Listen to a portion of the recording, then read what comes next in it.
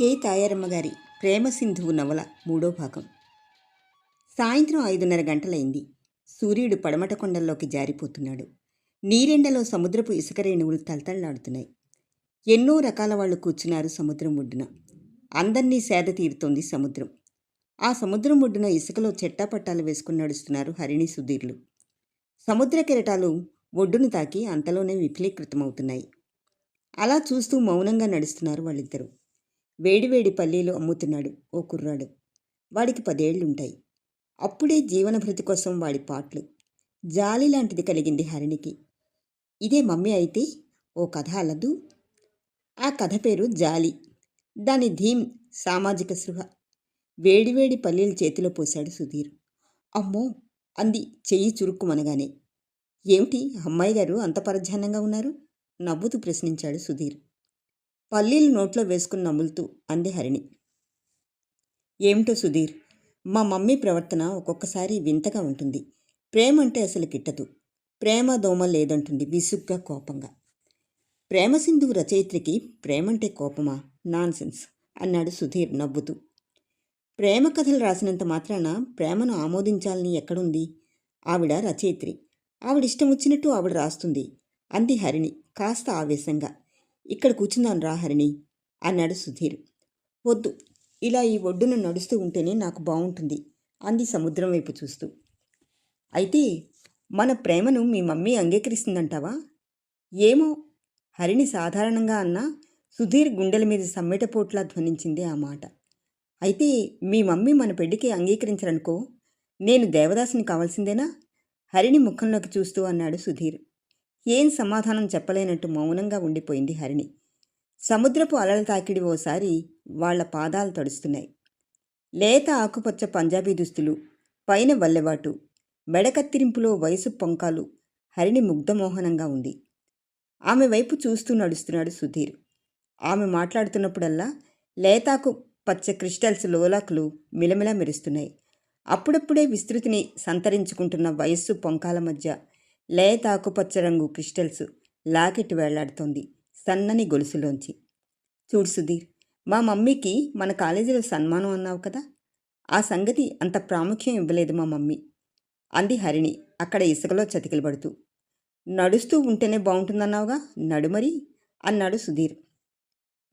కాళ్ళు పీకుతున్నాయి సుధీర్, రా ఇక్కడ కూర్చో అంది తన పక్కన చోటు చూపిస్తూ. సుధీర్ వచ్చి కూర్చున్నాడు. తెలుగు లెక్చరర్ రామశర్మ గారు అన్నారు, ఈసారి ఒక మంచి రచయితని కానీ సన్మానిస్తే బాగుంటుందని. నేను మీ మమ్మీని పేరుని సూచించాను. అవును, ఆమె చాలా పెద్ద రచయిత్రి, ఆమెను సన్మానిస్తే బాగుంటుందన్నారు ఆయన. ప్రిన్సిపాల్ గారు అంగీకరించారు. అందుచేత మీ మమ్మీకి సన్మానం తప్పదు నవ్వాడు సుధీర్. ఏమో మా మమ్మీ మొండిఘటం, ఒప్పుకుంటుందో ఒప్పుకోదో. మొన్న వాణి థియేటర్లో సన్మానానికే అంగీకరించలేదు. డాడీ మెల్లిగా ఒప్పించారు. హరిణి, మీ మమ్మీ జీవితానికి ప్రేమసింధువు నవలకి ఏదైనా సంబంధం ఉందేమో అని అనిపిస్తోంది నాకు అన్నాడు సుధీర్ ఇసుకలో పిచ్చిగీతలు గీస్తూ. వాట్ సుధీర్, నువ్వేం మాట్లాడుతున్నావో నీకు అర్థమవుతోందా? ఆమె రచయిత్రి. సమాజాన్ని వివిధ కోణాల నుంచి పరిశీలించి రాయగల శక్తి ఆమెకు ఉంది. ప్రతి సంఘటన ఆమె జీవితానికి అన్వయించవలసిన అగత్యం లేదు. పైగా మా మమ్మీకి మా డాడీ అంటే ఎంతో గౌరవాదులున్నాయి. నేనంటే ప్రాణం తెలుసా? మౌనం వహించాడు సుధీర్. ఇద్దరూ లేచారు ఇంటికి వెళ్ళడానికి. సమయం 7 గంటలు దాటింది. మా డాడీ అంది హరిణి 4-5 మనుషుల మధ్య నడిచి వెళ్తున్న రాఘవరావుని చూపిస్తూ. అదే సమయంలో ఇటువైపు తిరిగిన రాఘవరావు ఒక్క క్షణం కూతురి వైపు అలా చూస్తూ ఉండిపోయి వెనువెంటనే వాళ్లతో సాగిపోయాడు. మీ డాడీ కోప్పడతారా? సుధీర్ ప్రశ్నించాడు. కోప్పడరు, ఆయన మౌనమే నాకు మహత్తర సందేశం. ఓ, మీ డాడీ పెద్ద ప్రవక్త అన్నమాట. సుధీర్, ఏ పదం ఎప్పుడు వాడాలో కూడా నీకు తెలియదు. ప్రవక్త అనే పదానికి అసలు అర్థం తెలుసా? ఏమో నాకు తెలియదు. రేపు తెలుగు లెక్చరర్ రామశర్మ గారిని అడుగుతాను. ఇలా మాట్లాడుకుంటూ మందాకిని నిలయం వరకు వచ్చారు ఇద్దరు. వస్తాను సుధీర్ అంటూ లోపలికి నడిచింది హరిణి. కాలింగ్ బెల్ అదే పనిగా మ్రోగుతోంది. సీరియస్గా ఏదో రాస్తున్న మందాకిని ఒక్కసారి లేచి వెళ్ళి తలుపు తీసింది. ఎదురుగా ఎవరో నిల్చొని ఉన్నారు. భగవాన్, మళ్ళీ ఏ పబ్లిషర్స్ అన్నా ఏ పత్రికా ఎడిటర్ అన్నా రాలేదు కదా అనుకుంటూ. ఎవరు అంది కళ్ళజోడు సర్దుకుంటూ. నా పేరు రామశర్మ. ఇక్కడ కాలేజీలో తెలుగు లెక్చరర్ని అన్నాడు తనని తాను పరిచయం చేసుకుంటూ అతను. రామశర్మ ఒక్కొక్క అక్షరాన్నే ఒత్తి పలుకుతూ అతని ముఖంలోకి పరిశీలనగా చూసి తుళ్ళిపడింది మందాకిని. అవధాని నువ్వా? ఎన్నాళ్ళకు కనిపించావు? ఈనాళ్ళు ఎక్కడున్నావు? దుర్గాపురంలో అంతా కులాసాయినా? ఎన్నాళ్ళైంది ఈ ఊరొచ్చి? ప్రశ్నల మీద ప్రశ్నలు వేస్తూ ఉన్మాదిలా ఊగిపోతూ మూర్ఛితురాలై రామశర్మ ఒడిలో వాలిపోయింది మందాకిని. నిశ్చేష్టుడై ఆమె ముంగులను సవరిస్తూ ఉండిపోయాడు రామశర్మ. మై స్వీట్ బేబీ, ఈ డ్రెస్ చూస్తే మమ్మీ నిన్ను నన్ను కలిపి ఉతికారేస్తుంది అని నవ్వుకుంటూ ఇంట్లో అడుగుపెట్టాడు హరిణి రాఘవరావులు. అక్కడ దృశ్యం వారిద్దరినీ చిత్తరువులుగా మార్చింది. సోఫాలో రామశర్మ కూర్చుని ఉన్నాడు. అతని ఒడిలో మందాకిని తెలివి తప్పిపడి ఉంది. క్షణకాలం అలా అప్రభుతుడై ఉండి తర్వాత తనని తాను సంభాళించుకొని చూపుడు వేలుతో కళ్ళజోడు సర్దుకుంటూ ఎంతసేపైంది మీరు వచ్చి అని ప్రశ్నించాడు రాఘవరావు రామశర్మను ఉద్దేశించి. ఇప్పుడే వచ్చాను. ఈమె కళ్ళు తిరిగి పడిపోతూ ఉంటే పట్టుకున్నాను. I see. ఈమె ఈ మధ్య చాలా నీరసంగా ఉంటుంది సార్.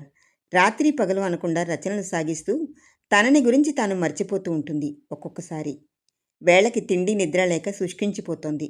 నేను ఎంత చెప్పినా వినిపించుకోదు అంటూ మందాకిని లేవనెత్తి మంచం మీదకు చేర్చాడు రాఘవరావు. క్షణకాలం అలా చూస్తూ ఉండిపోయి అన్నాడు రామశర్మ. మా కాలేజీ తరఫున మందాకిని గారికి ఘన సన్మానం జరిపించాలనుకుంటున్నాం. అందుకు ఆమెను ఆహ్వానించడానికి వచ్చాను నేను. కానీ ఇలా జరిగింది. తల వంచుకున్నాడు రామశర్మ. పర్వాలేదు, జరిగిన దాంట్లో మీ తప్పేముంది?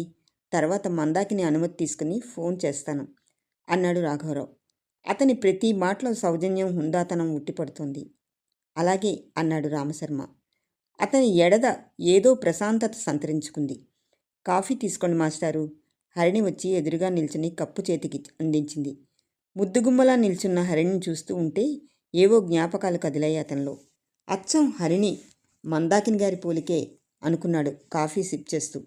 ఏదో కొంచెం సేపు మాట్లాడి తర్వాత వారి దగ్గర వీడ్కోలు తీసుకుని కదిలాడు రామశర్మ. హరిణి రాఘవరావులు ఒకరి ముఖాలొకరు చూసుకొని తర్వాత నిశ్శబ్దంగా ఎవరి గదుల్లోకి వారు వెళ్ళిపోయారు. 4 రోజులు దొర్లాయి. ఆ రోజు హరిణి పుట్టినరోజు. ఇంతవరకు తన డ్రస్సు తల్లికి చూపించనే లేదు.